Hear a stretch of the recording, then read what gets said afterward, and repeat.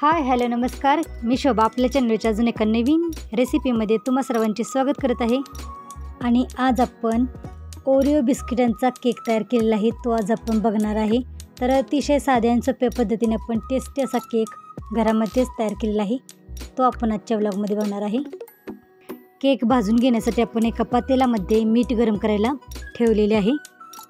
Cake तयार करण्यासाठी आपण डार्क फॅन्टसीचे 4 बिस्किटचे पुडे घेतलेले आहेत। बिस्किटे आपण एका ताटामध्ये काढून घेत आहे।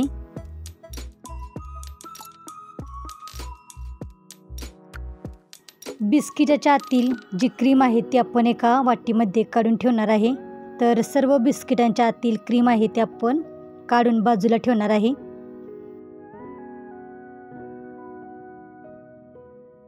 या छोट्या पातेल्यामध्ये आपण केक शिजवून घेणार आहे। त्यासाठी आपण थोडेसे तेल किंवा तूप पातेल्याला सगळीकडे पसरवून घ्यायचे आहे आणि पीठ ही सगळीकडे पसरवून घ्यायचे आहे।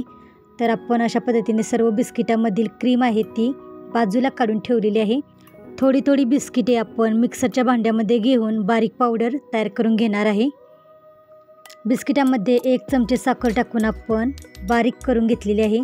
तर अशा पद्धतीने आपण पावडर तयार करून घेणार आहे। बिस्किटांमध्ये 1 ते 2 चमचे साखर टाकून आपण बारीक करून घेणार आहे।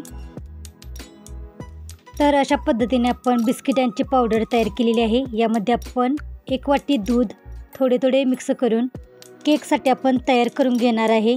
तर इडलीचे पीठ असते त्या पद्धतीने आपण पीठ आहे ते तयार करून घेणार आहे।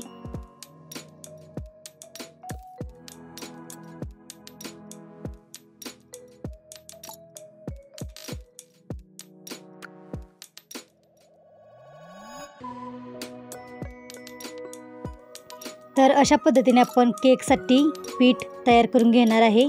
यामध्ये आपण 1 चमचा बेकिंग पावडर टाकत आहे आणि पुन्हा एकदा हे सर्व आपण एकत्र मिक्स करून घेत आहे। बटर वितळून घेतलेले आहे, तर आपण 2 चमचे बटर यामध्ये घालत आहे आणि हे पीठ आहे ते पुन्हा एकदा चांगले एकत्र मिक्स करून घेत आहे। तर अशा पद्धतीने आपल्याला केकसाठी पीठ तयार करून घ्यायचे आहे।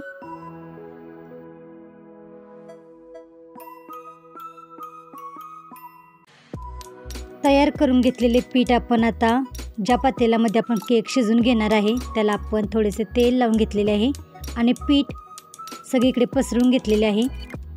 त्या पातेल्यामध्ये आपण काढून घेणार आहे। केक आपण शिजवून घेणार आहे, त्यासाठी आपण मोठ्या पातेल्यामध्ये मीठ गरम करायला ठेवले होते। त्यामध्ये हे छोटे पातेले केकचे ठेवून झाकण ठेवून आपण 40 मिनिटे केक शिजवून घेणार आहे।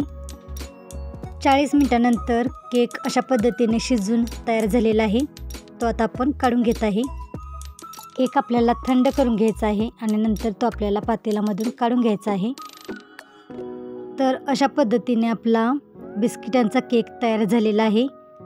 तर बिस्किटाच्या आतील क्रीम आहे त्यामध्ये आपण थोडेसे दूध टाकून आणि त्यामध्ये मिल्क पावडर टाकून मिक्सरला फिरवून त्याची क्रीम तयार केलेली आहे आणि माझ्या मुलीने अशी केकवरती डिझाईन तयार केलेली आहे।